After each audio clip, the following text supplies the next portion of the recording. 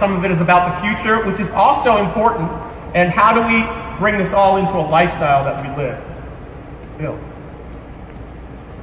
What I would suggest, I don't think the microphone's working. It's coming. Okay. Hello. Okay, this one is. What I suggest that everyone continue doing, I think most of you are doing it, is pay attention to the peer-reviewed scientific literature.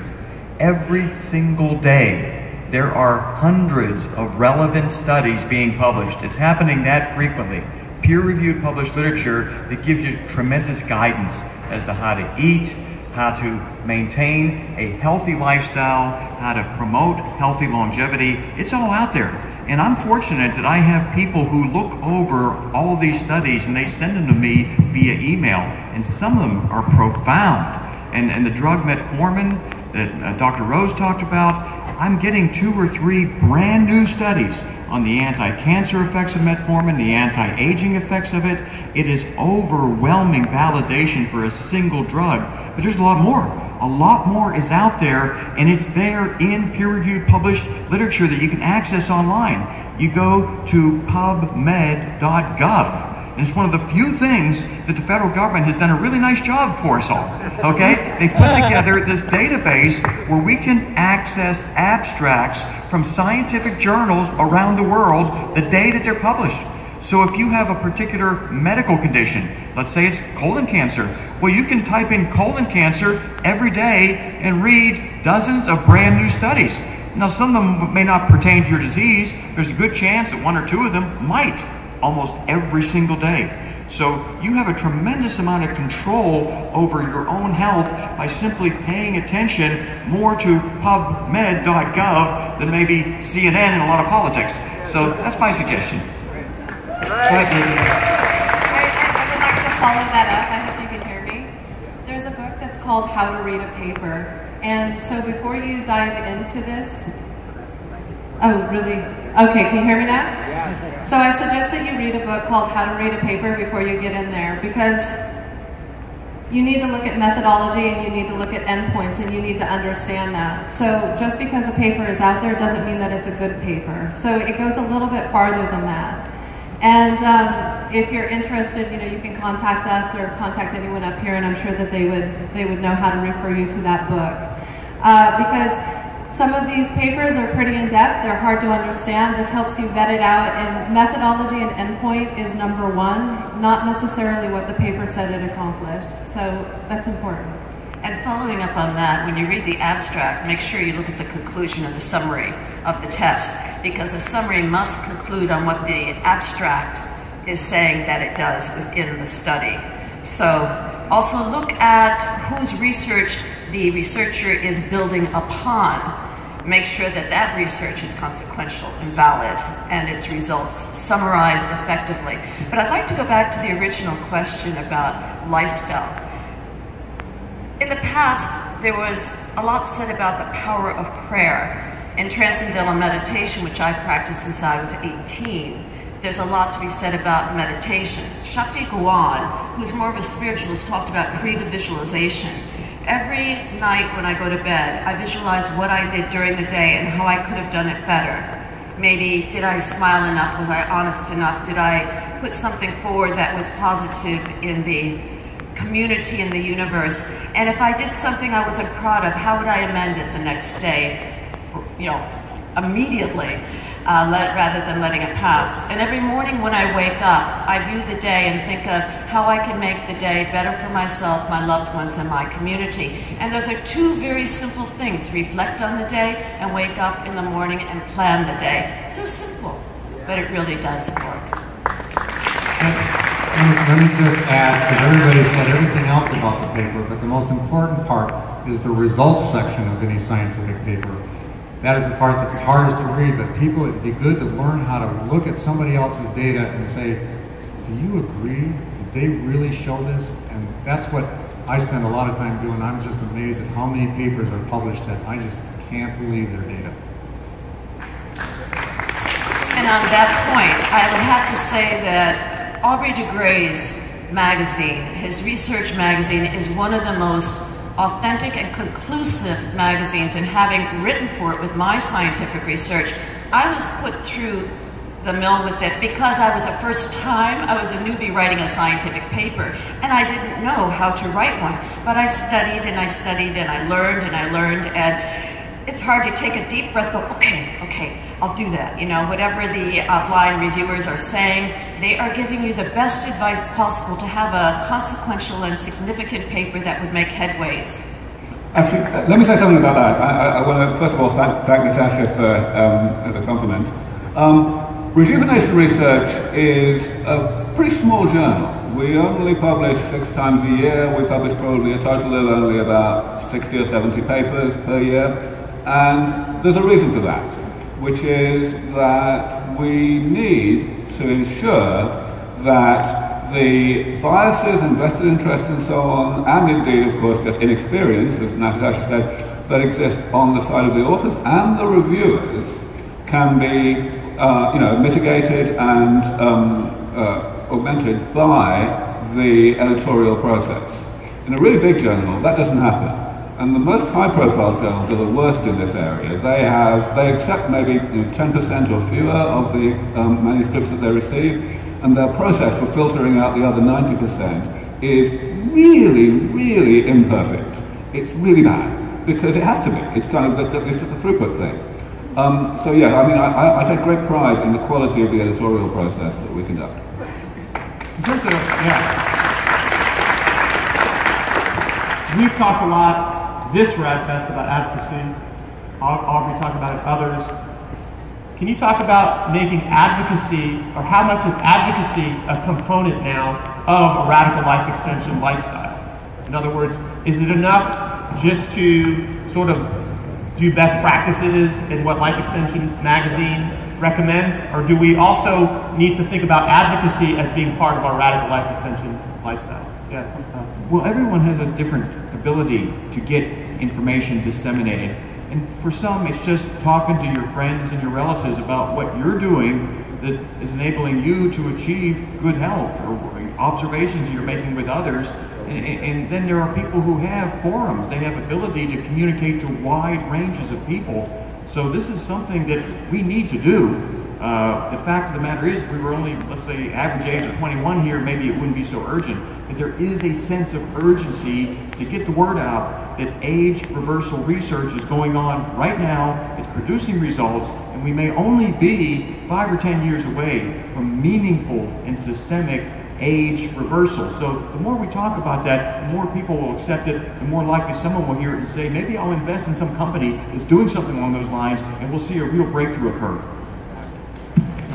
I would like to add that advocacy is very important. Even though I am an engineer from MIT who believe in research, technology, and developing these new methodologies that will allow us to live longer, we need to take this to the public, to the masses, because there have been many failures in medicine. The one I always say, in 1951, we discovered that cancer cells do not age. And very few people in the planet know this. I would say not even 1% of the people in the world knows today that cancer cells stop aging. So they are basically biologically immortal. So we need to spread the good news that now anti-aging research began in the second half of last century. It is growing now. And I personally do a lot of activism and advocacy. I am writing a book about the death of death, how we might be able to stop aging in 20 to 30 years and to rejuvenate people. And the more people know that this is possible, that it is not if will it ever be possible, but when. And then we can accelerate this. It can happen earlier, maybe not in 30 years, maybe not in 20. It could be in 10 years, okay? Because more people are doing more research, also internationally. I like what is happening in China, what is happening in Japan, in other countries doing experiments. So not just in the USA or in Europe, where I am based now, but in different parts of the world. Also, public sector and private sector. I think this is important. Cooperation and competition, because we have different companies working on this. In fact, big computer science companies like Google, Facebook, Microsoft are interested now in anti-aging, in medicine. So I think we are going to be seeing incredible things in 10, 20 years. And the more people know about this, the faster it will happen. I want to follow up a little bit on what Joe just said. So Joe is of course completely right that some people have more advocacy opportunity than others.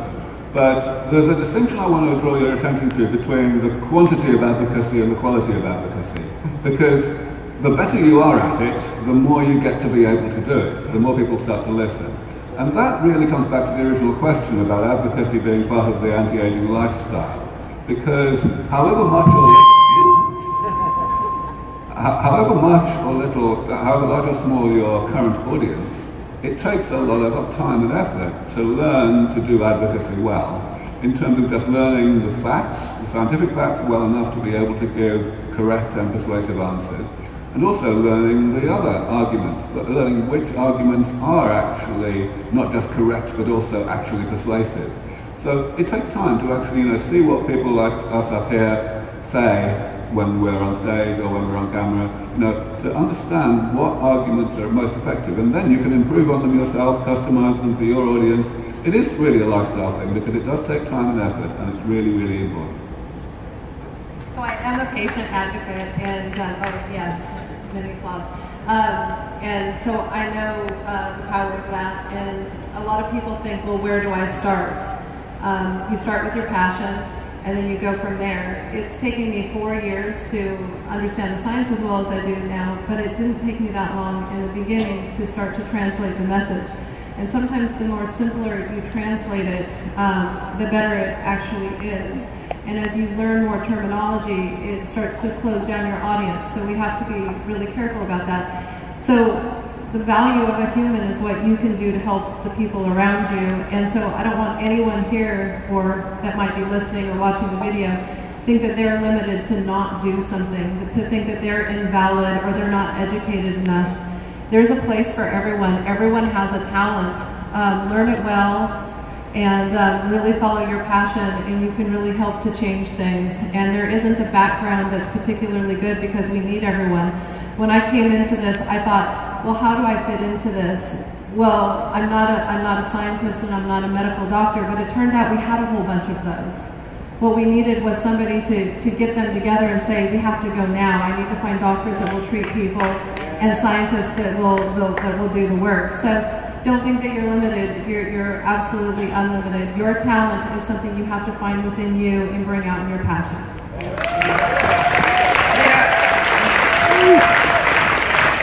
There are a number of organizations to teach. That you might not be so great at first, but you'll get better. But you have to do it. That's the lifestyle piece that I was talking about. You have to do it to get better, to feel stronger, and so on. So, as an advocacy organization, Humanity Plus has been in this area for decades, helping people learn about the science and technology and helping our friends, our members, our outreach to help advise them on what are the best arguments. Not all arguments, and this parrots what Aubrey was saying, are the best ones to use, and also know your audience. Who are you speaking to?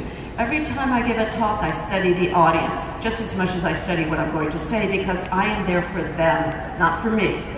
You leave your ego outside the door and you deliver your message in the most authentic and practical way that the audience will get, rather than make it elitist. And that's very important because it had been elitist in the past, and we're trying to break that down, especially RAADfest is doing a great job of it.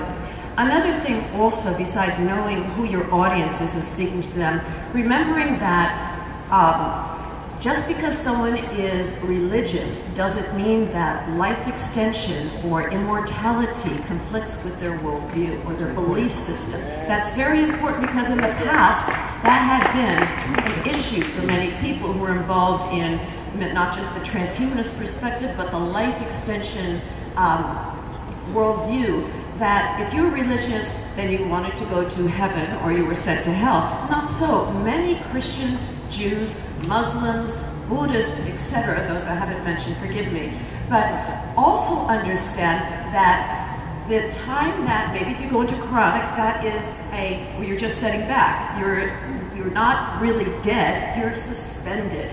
Legally you're dead, but not really you're dead. You're frozen, you're put in a suspended state. That does not conflict with religious views. But going back to the more general understanding here, I think because someone has a different belief system or a different country, you have to realize that we can learn how to speak to them within their particular native understanding and enculturalization. Talking about arguments, I want to back Natasha. We need to have arguments according to the public we are talking to. But one of the main arguments I always use is that, is this really going to be possible? And I say, of course, it is possible. Indefinite lifespans are possible because they already happen naturally. Okay, there are life forms that are basically biologically immortal. Hydras, flatworms, and other organisms, they do not age, basically. Also, even you, I, all of us have cells that are basically immortal. Stem cells and, sadly, cancer cells. And I like cancer very much because cancer discovered how not to age. And cancer is not that intelligent, you know? If we are intelligent, really intelligent, and I think we are, and we are going to be even more intelligent now with artificial intelligence, we are going to increase, augment our intelligence, and we will discover what cancer discovered, okay? So we are going to be living indefinitely because there are life forms that already live indefinitely. So the proof that this is possible is that it already happens. You know, I don't need more proof. I just want to learn how to do it and do it better, and for us. Exactly. Thank you. So on that note, being an advocate, and I've got a letter here from Lance. Are you here? There you go. Thank you for this. You wrote a passionate letter here, and basically a great idea.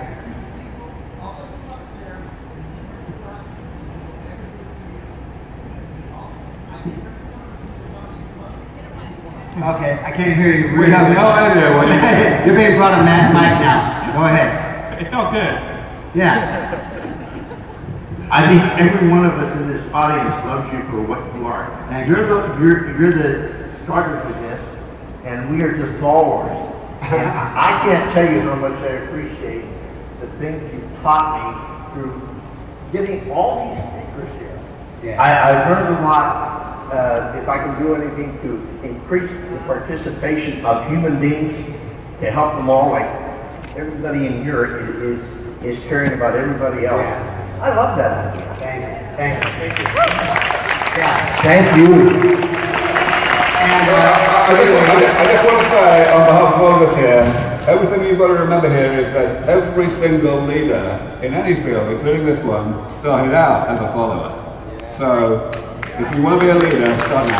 Yeah. Well, really, Lance, you took the lead. Go ahead, Bernie. Go ahead.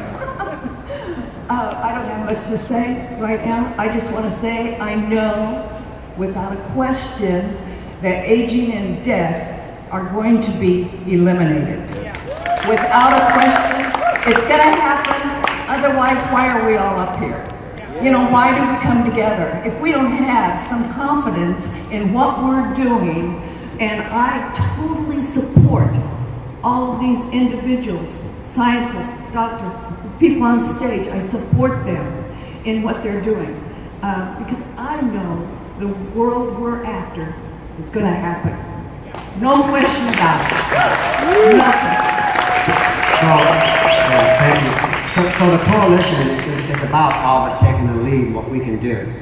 You know, it's a movement together. And thank you, Lance. You took the lead in this. You came to us and wrote this. It's a super idea, you know.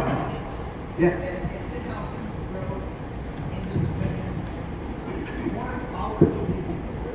I think if this helps you grow into the millions and millions of people, you get some political power, you get some money into your organization, there is no limit to what you can't do with money. Money is essential. Yes, it is. Thank you for saying that. So we're going to help all of you, and this is what Lance did. I actually wrote quite a letter. I just read the last part of it. This idea may be the newest shot heard around the world. I deeply thank all of our presenters for increasing everyone's hopes, desires, and love for life. And what his idea is, they inspired us for us to put on our website, which we will, both the coalition website and the RAADfest website, all these different responses, like about population, for example, being one of the simplest ones, things each of us are always saying, that to responses to these issues that will help all of you be able to go on that site. When you have somebody who asks these questions, you can either say, go on the website and you can read the responses, or you can read about population, the answer to that, and you read about what Jose was just talking about here, and all of us throughout this event.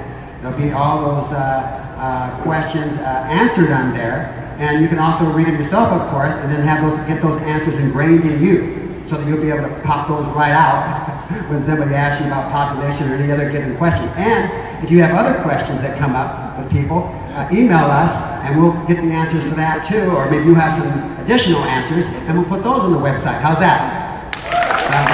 That'll help all of us be, more engaged like that. And I want to thank Jose for his talking here. It's really true. Everywhere you go, you're an advocate for this life. And he mentions even all the talks he did. And the RAADfest. And the RAADfest, that's what I mean. But yeah, he talks about our life, he travels the world, like several, but every event he's at, he mentions RAADfest. Why? Because he recognizes that this is what we need to do to create the forces that we want to create to make the difference. And so if all of us would do that in these talks, it's no big deal, you're on radio, TV, whatever it is, and just give a plug for RAADfest and about our coming together, saying what you say and what you do, and then saying, look, all of us are coming together every year at this event. I mentioned that would really help. So that's something we all can do. I think, Bill, you also had some comments on that. Yeah, I was going to say, I think RAADfest is going to become the biggest thing anybody's ever seen in the field of anti-aging. And, I speak at a lot of anti-aging conferences and medical conferences and things like that, but this is different than everything. I mean, I'm so used to, this is a family. We're all a family. We're all working together as a team. I go to other conferences, speakers get on stage, and then they leave. They arrive just before they're talking, they leave. What's happening here? All the speakers are staying to listen to all the other speakers speak, because we're all working together. This is a big, big effort. And I think this is going to explode into the biggest thing we've ever seen when we get more members of this family. Big family. I just wanted to add to what Bill said as it relates to family. I have a lot of family members, but they're so dispersed right now. They're going in so many different directions. I'm really not with them anymore. I haven't seen some of them in many, many decades. There are people here I've known since the 1970s, 1980s. Same people I've known, I've worked with, we've helped each other. So this is really my family. When it comes to the real interactions, getting together. Every year this is a family reunion. I'd like to... No, it's actually more fun than that. Okay, yes, and speaking of fun, and building off of what Bill is saying, yeah, you go to these conferences and people come and leave, they do, and it lacks that continuity. However, I have an idea. We need to have a jam. Where I teach at the university, which is a gaming, computer science, and robotics and embedded systems, cybersecurity university, we have jams on the weekends, which last 48 hours, where the students come together with an idea, and they form teams, and they form jams. It's nonstop, and they come up, and then there is an exhibition or a judging on who passes to go to green light. And green light is where we bring in venture capitalists to fund that project that was built out of the jam. I would love to jam with you, and I'd love to have a RAD jam, or a life extension jam. The other thing is, and going back to advocacy, Humanity Plus is going to be having a conference in Beijing, China in 2018. We're looking at May. We had a meeting, Jose, myself, David Wood, let's see, Ben Gertzel, if he's still here, we're all on the board. And I'd like to, we're talking about building out and who we're going to work with as a team. Well, Alcor will be part of the team. I'd love RAADfest to have a presence there as well, and other organizations that you're members of. So let's take it out of the United States, also into China, and team up with other advocacy groups like Humanity Plus. That would be great. And have a jam. Super. I'd like to go back to what Joe was saying about Jose. Everywhere Jose goes, he talks about the RAADfest. Imagine if you, when you go back to your hometowns, that you contact your newspapers. Certainly tell your friends and family, but what if you contacted your newspapers and gave them a press release and told them about what happened here this week? And if they wrote a story about this, what an amazing thing that could be, and you can be part of that. You can do that.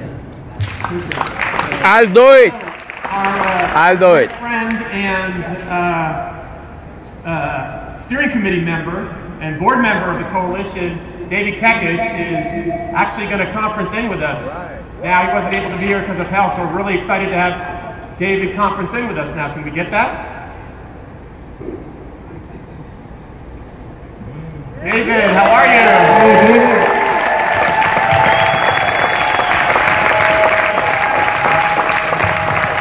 I don't know if you can hear us, David, but we miss you. We miss you. We're glad we're I can't hear anything. We hear you. We hear you. Okay, there you go. Thank you. I can hear. Thank you. Can you hear me? Can you all hear me?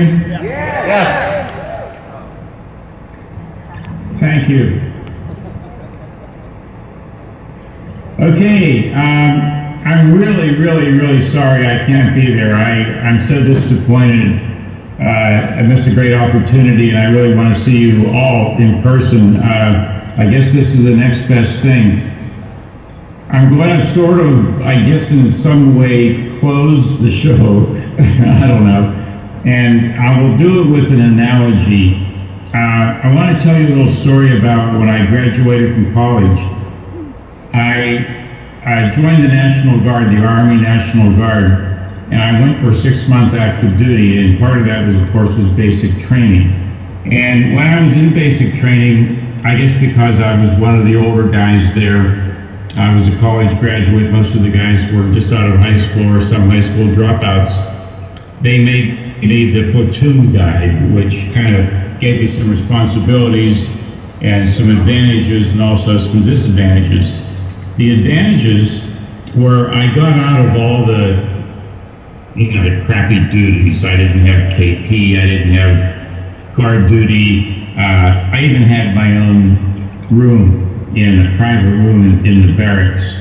The disadvantages were basically I had to babysit for these kids. And for the most part, though, it was a lot of fun. We got along really well. Everybody was cooperative, except for one guy. There was a guy from New Jersey. He was about my age, about 22. And he just didn't want to be there. Hardly anybody wanted to be there. But he made it well known that he didn't want to be there. He was a total rebel, and he absolutely refused to learn. And his refusal to learn made him ill-prepared to go to Vietnam, because that's where basically everybody went. And that may have cost him his life, very easily cost him his life. Now, we sent 2.7 million soldiers, when I say we, the United States, to Vietnam during the course of the war, and 58,000 did not return home. Of all those who did return home, every single one faced another war. And this war was a silent war. A silent war with 100% casualties. And that war is the war against aging. Now, the RAADfest is, in some sense, very much like the military or army basic training. We're sort of like a boot camp for radical life extension. And we need a boot camp like this at least once a year, because we face hundreds of pitfalls through our lives. And many of these are deadly. I faced a pitfall, not deadly, thankfully, but I faced a pitfall which kept me from coming to the RAADfest. And I'm getting through that, and everything will be fine, thank you.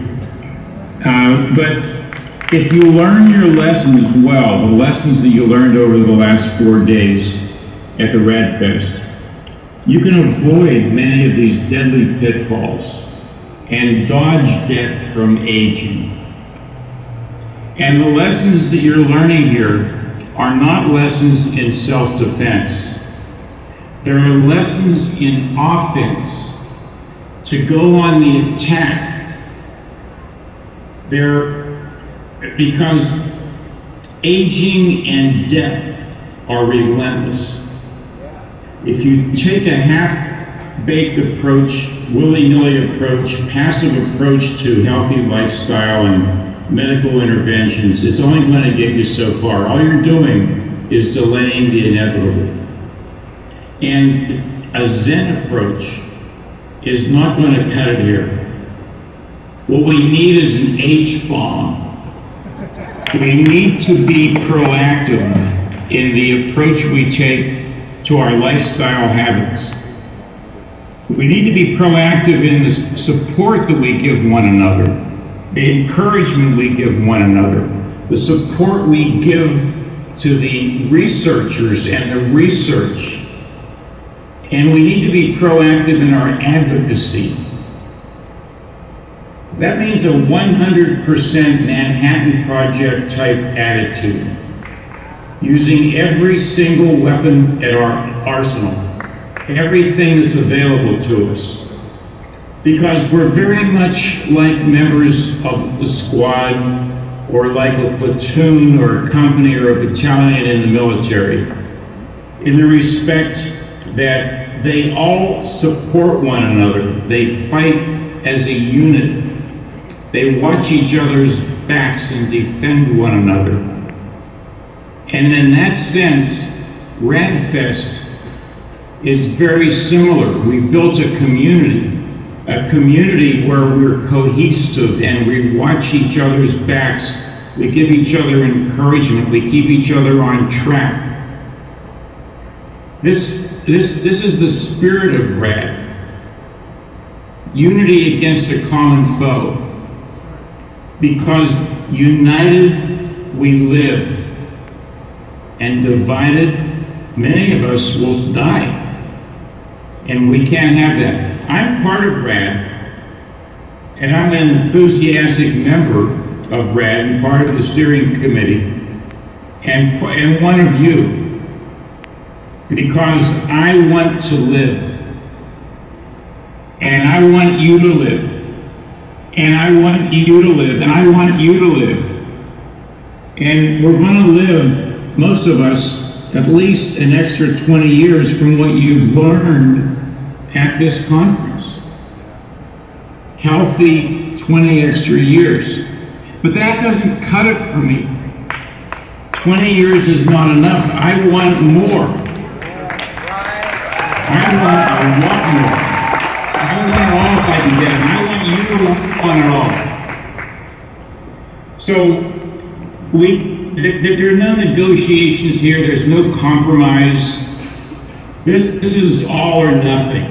Life or death. And just like the military prepares you, basic training prepares you to survive on the battlefield, the RAADfest prepares you to survive, not just survive, but to thrive, and to still be standing when the time is mature. You've heard a lot of great technologies here. Bill Faloon talked about some incredible things that you can apply and incorporate into your lives, and I encourage you to do that as soon as possible and to pull all stops and to make sure you take advantage of what you've learned. Michael Rose gave you some information that you can incorporate into your lives right now today, and it's all free. And this alone could buy you all the extra time you need. We're on the cusp. We're on the cutting edge. And we're so close to reversing aging right now. And when these aging reversing technologies completely mature, I want you to be there to take advantage of them. Aubrey talked about some incredible things. His repair technologies, his mechanisms, therapies, modalities are going to help you go on and on and on until these technologies mature. So, and there are other technologies we haven't even heard about.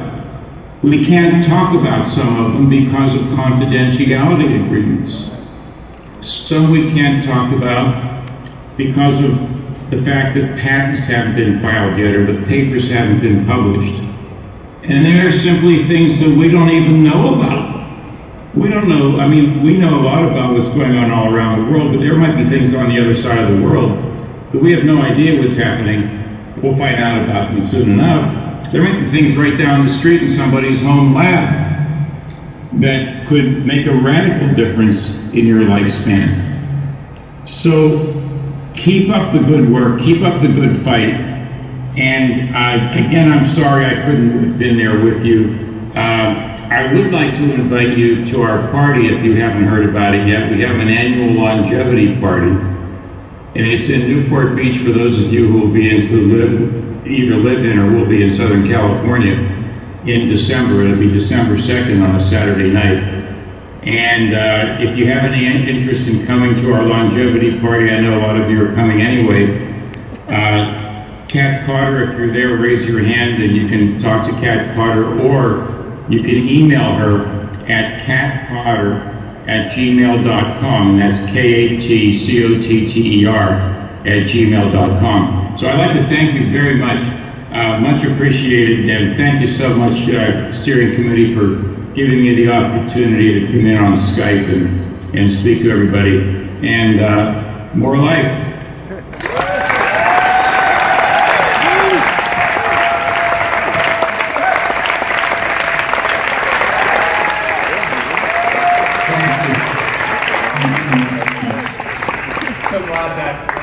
That was great. So great to hear from David. As I said, David's been instrumental in putting the coalition together, putting RAADfest together, and I'm so glad he had the energy to give a David Kekich-like complete answer. So I want to change gears a little bit here, and we're talking about where we go from here. And one tool that's always been around for people who are seeking to accomplish things in their life is books. And are there books that we can recommend here for people that will boost them in their longevity efforts? The Transhumanist Reader, Consequential. It's the beginning of the thought of the transhuman, human in transition to living indefinitely. And many of the authors are here on the panel and in the room, so I highly recommend the Transhumanist Reader. It's not about transhumanism, it's about the science and technologies that build the worldview of longevity or radical life extension. On the subject of telomeres, I highly recommend the book called The Telomere Effect, written by Elizabeth Blackburn and Elisa Epple. It's probably the best book I've ever seen for teaching people what kind of lifestyles they can do now to extend their lifespans as long as possible. And then there's also my two books on curing aging and telomere lengthening that go into a little bit more about the science in a very non-scientific way. So it's a very easy to read book that you can learn all about telomere biology. I would recommend the book by Aubrey the Great, who is here. The book by some of our fantastic speakers, Michael West, who opened RAADfest 2017, Michael Rose, who closed with his keynote this morning. These people are incredible, fantastic. They are in the leading research in the world. Obviously, Life Extension Magazine, yes. Bill Faloon, I mean, he does a review of everything. Also for the people who can not read the articles or don't have time, read the magazine. The magazine also talks about fantastic books. So Bill, congratulations on that. My book that I will be presenting with my co-author, David Good from London, in RAADfest 2018. It will come out in Spanish, in English, and Portuguese. Yeah. So we are happy. And then in China, as Natasha, the revolution doesn't happen here. It could happen in China. But I prefer California, you know?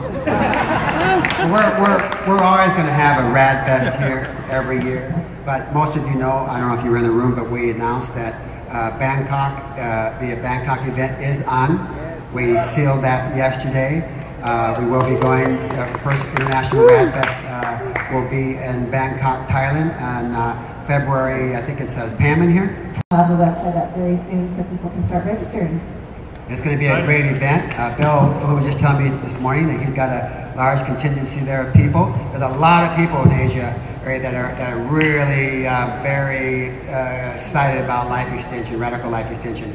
So we want to draw them in. And then we'll be bringing them, a lot of them here, when we come back here in September. So yeah, that's what happens. We get a snowball effect going. That's what we want to get. Oh, but by the way, when's your book come out? The Spanish edition will come out in April 2018, and the English edition we have to get it ready for RAAD. Okay. You mean you're not writing an English version first? Well, because actually, no. First it is in Spanish, because I am like the Aubrey the Grey in the Spanish-speaking world. Yeah. So I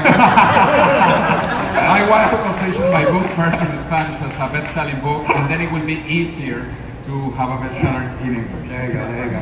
So another really, really great book for your kids, Death is Wrong. Yeah. You haven't picked that up. You know, for some of your friends, adults, good for adults too. Yeah. Yes, Chronics magazine is great. You know, Bernie and I have our new book, Just Getting Started.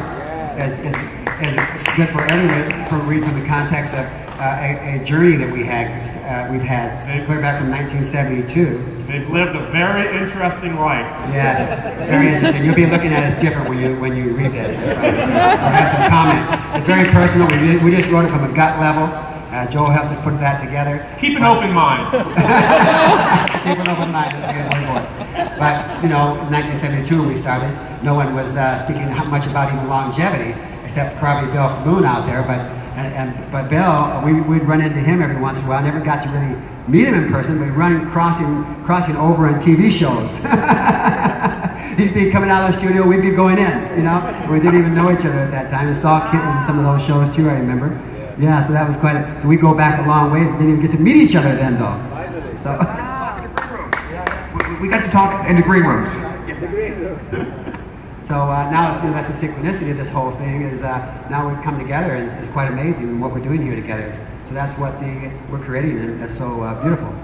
Oh, I just wanted to suggest a couple books that I really enjoyed this last year, and it was Sapiens and Homo Deus, by the author, last name Harari. And actually, I think that it's really nice to go through the progression of the human race and then to what we can achieve, which is the second book. Outside of that, I would suggest basic biology books that make things easy to understand. And sometimes, instead of listening to a book, take an online class. Super enjoyable, you learn a little bit more information, and you can actually get the level of educational understanding that you might get in a regular university. Some of the great universities are putting together incredible classes. So extend yourself beyond the book. Exactly, and now the video is available from this whole event. You can either buy individual speakers or you can buy the whole video. You can go right out after this, if you haven't already, to the registration desk and buy this video. It will be delivered to you soon. If not, I don't know what the delivery time is, but it's very short. And but that's available, so you'll be able to listen to these presentations again and go on YouTube and pick up the interviews also that I did with all the speakers. That they said some amazing things, information that was brought out. So it's another way to educate yourself in that way. And when you get the video and when you're watching the video, invite your friends and families to join you to watch it as well. Share it with them and let them see what you've seen here this week. You can buy just one presentation if you want somebody. I think it's $10, or you can buy several, or you can buy the whole package. So they're all different prices. Super. So here's a question for the steering committee. How do I remain compassionate to human suffering without faltering in my passion for health and longevity? I think that, I'm going to read this. What I think that means is, how do we feel human suffering in this world without being consumed by it? Let me answer that question somewhat because it's a concern to me. Is my microphone working? Yeah. Anyway, we have some very wealthy members who contribute money to very nice charities, and it's wonderful that they do that for the sake of humanity. But it only benefits a tiny fraction of suffering humans. Aging affects us all. All of us are impacted by aging. So I'm really going to ask people in this audience, if you're writing checks to different mainstream charities or even specific ones, think about the SENS Foundation. Think about foundations that are aimed at targeting aging and eliminating what makes all of us suffer, as opposed to just a small group. So when you target age reversal research, you're saving all of humanity. So good. Anybody else up here need some water? Here's a very interesting question. I have children who are excited about immortality. They tell their friends. What's the panel's thoughts on how we keep and develop the youth's feeling on this subject? Yeah, it's absolutely a very important point. Certainly when I talk to younger audiences, I generally find it's much easier. They haven't lost the ability to aim high. They haven't been ground down by life. I think, you know, as youngsters get older, they get obviously more influential, they get the ability to do more, but of course they only get older at 1 year per year. So it's a long game educating the younger generation. But it's a very important game, just as much as doing stuff in the more short term. My personal feeling about that question is that immortality is like a fulcrum between past and future. And so young people are very interested in the future, and they're very interested in not repeating the past. And so immortality is really that future. I don't think there is as much present as there used to be. I think there used to be past, present, and future. And in my mind, at least, the present is sort of collapsed, and there's really past and future. And that's, I think, why we feel sometimes so ahead of the curve, because we are. But I think that's very compelling for young people. There's, I volunteer for children. Oh, excellent point, Joe.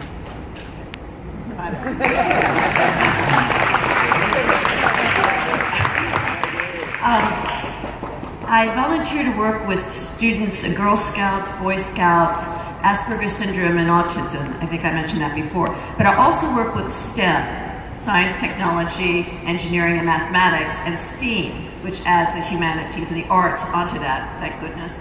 But those students really care about science and technology more than my undergrad and graduate students. They really want to know about science and technology future, and they're very logical thinkers, and they're very concerned about the environment, designer babies, genetic engineering, and AI taking over. So where does that come from? What literature are they reading, or what games are they seeing that is impregnating their minds with that? I think we need to build out, work with a AAA or work with some game company that is looking at a different way to help educate our children in positive ways that deals with not only the STEAM and the STEM and Asperger's and autism, etc., and Boy Scouts and Girl Scouts, but the culture and the livelihood of our children. There is one book out there that was written, I can't remember who it was written by. She's a chronicist. She wrote it for children. Mike Perry, do you remember that book? Sharon? Yeah, Sharon Biff. Yes. Her book for children is, I think, a must-read. I want to add there's another book out there. We got to start early. The younger the better. There's Death is Wrong, written by Gennady Stolov, who is actually here in this conference right now. I don't know. You here? Raise your hand. All right, Gennady. Very good book. Hey, way to be here when they call your name. That's very good. Sometimes that's unusual.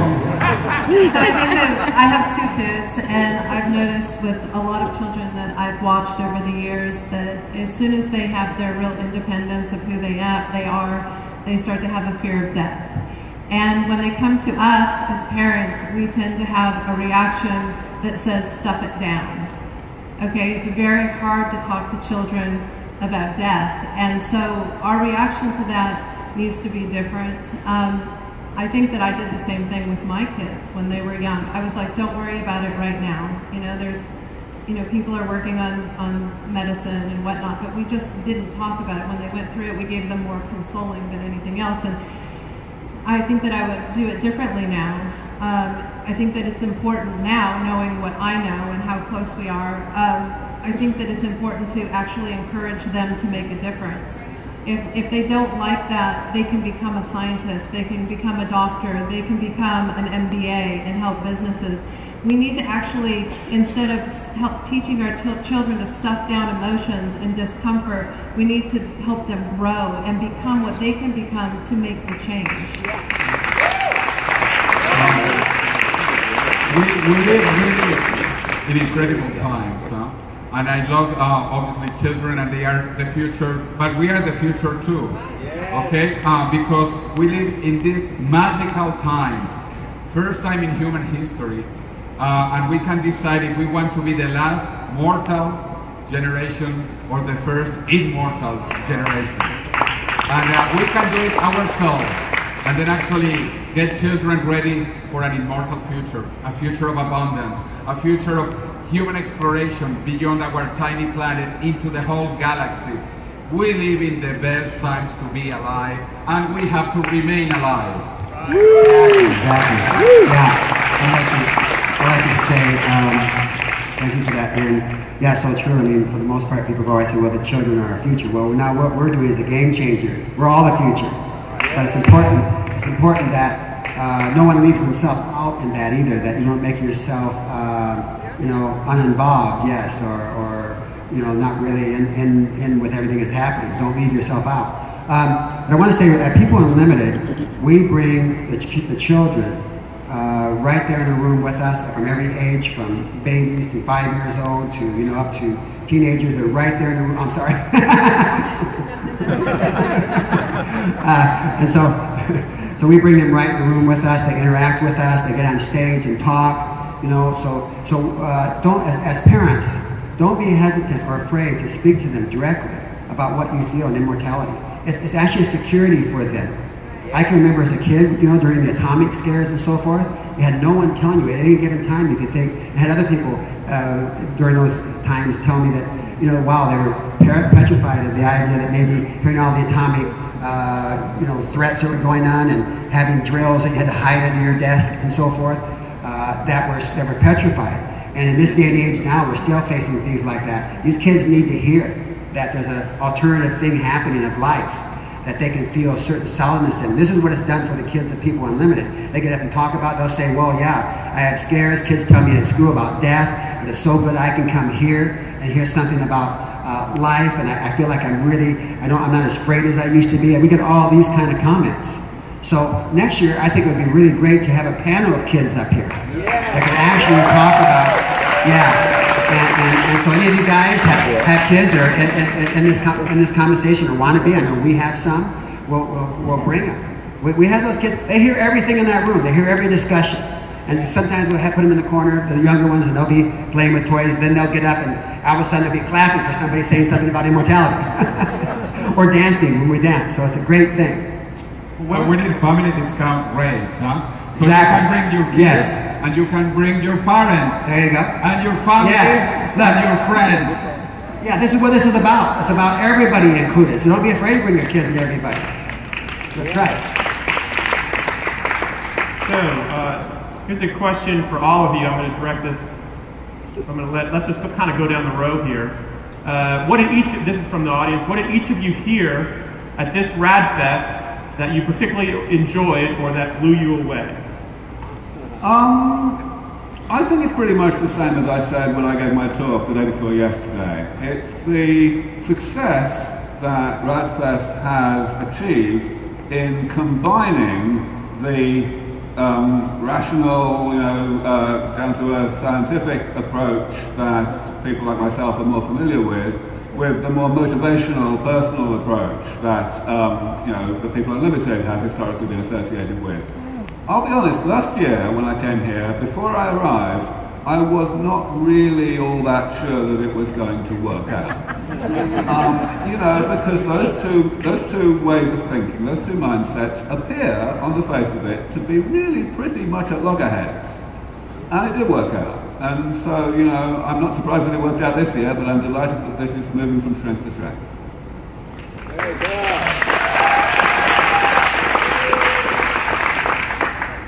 Well, I've had a great time here this year, and mostly with all of you. I've had such fun with so many of you in this room. The communication together, it's more personal this year than last year, and I'm a very personal person. And so I love that. I love the contact we're having. I feel that we're all feeling the same way. There's a strength in numbers. There's a strength in us being set on ending aging and death. It's powerful. I feel the force. I feel the force of all of us together, a movement that's going to change for all of us what we really want.